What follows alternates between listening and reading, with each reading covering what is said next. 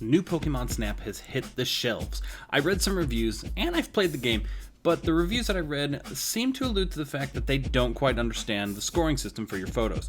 I'm here to make you score better. Welcome to Left Paw Gaming. Today, I'm going to tell you how to score big in New Pokémon Snap. New Pokémon Snap is a beautiful game, made by Bandai Namco, the same creators of Pokken Tournament, which also looked amazing. But the importance of looking good is that you can snap some truly awesome pictures. But how do you know if those pictures are any good?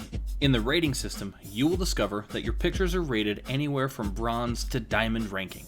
Once you've hit diamond, that doesn't necessarily mean that your journey is over. You can always make the picture in the photo decks better by getting a higher score. The next question you may have is, how do I get a higher score?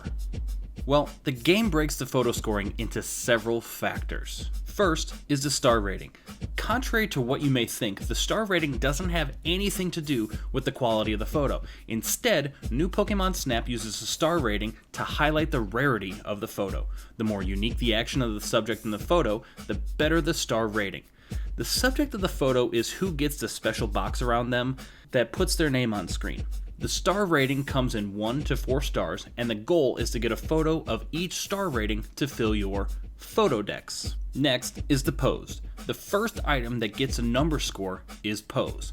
The pose coincides with the activity that the Pokemon is undertaking. Snap the photo at the right time and get a better pose score. This is one that will take a few times and several photos to really capture a solid pose score. This score is directly tied to when you capture the subject performing their action. Typically, you will get better points if you catch them right in the middle of their movement. Next is size. Size is all about how big the Pokemon is in the picture. It seems pretty simple, right? Well, it's not just about zooming in and trying to see every little fur or every scale individually. The size score is about getting the whole Pokemon in frame and taking up as much of the frame as possible without cutting any of the Pokemon off. This is typically easier for larger Pokemon and a little more difficult for smaller Pokemon, with the caveat that when you see a larger Pokemon performing an activity that will score a higher star rating, it's way harder to get them completely in frame. The direction score is all about which way the Pokemon subject is facing. Snap a picture when they're looking towards you and you get a higher score. Snap one when they have their back to you and you get a lower score. This one is 100% as simple as it sounds. Placement is a score that gets easier the larger the Pokemon is in frame. For placement, you want the Pokemon to be as close to the middle of the picture as possible. Getting a Pokemon dead center nets you the top score of 1,000 points for this category. The last two scoring categories are bonus categories. First, other Pokemon is a bonus category because the amount of points you get for this category is based on what the Pokemon in the background are doing, the more unique their actions are, and the easier they are to identify in the picture means you get higher points. If you snap a picture with another Pokemon that is just sleeping in the background, you'll get very few points, like probably less than 100. Finally, background is another bonus score, as most of the time getting a good shot of the Pokemon means that the background is either minimal or absent altogether. But that is why you can sort through all your photos and keep the ones that you think are really awesome and share those online.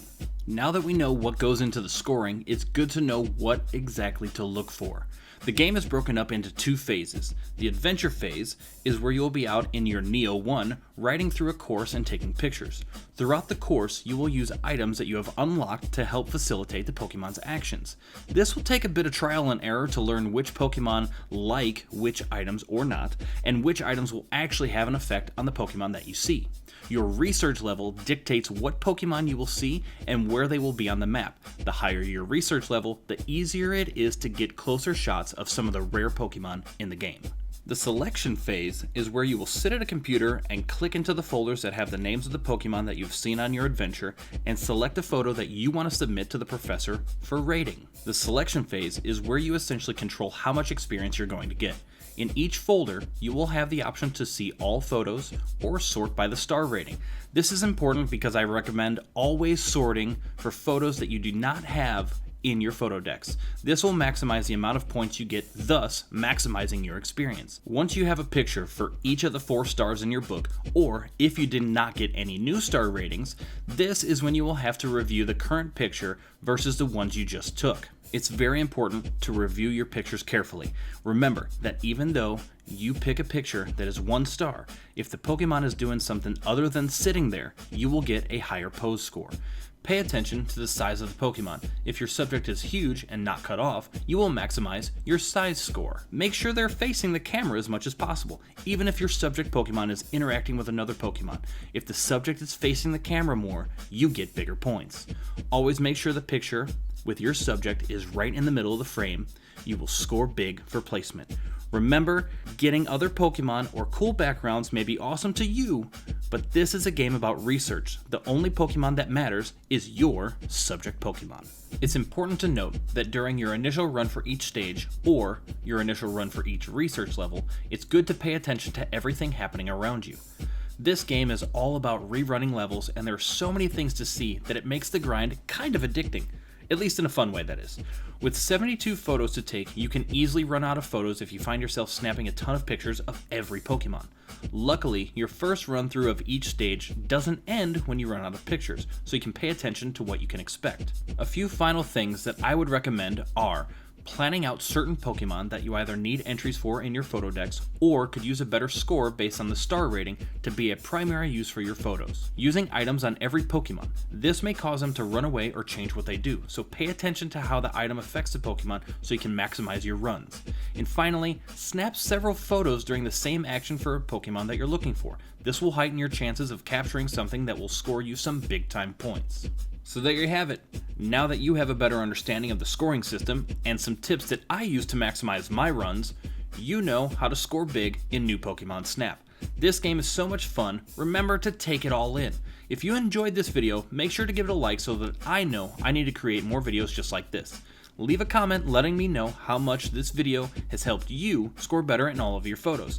As usual, thanks for stopping by. Don't forget to like and subscribe. I will see you guys in the next video.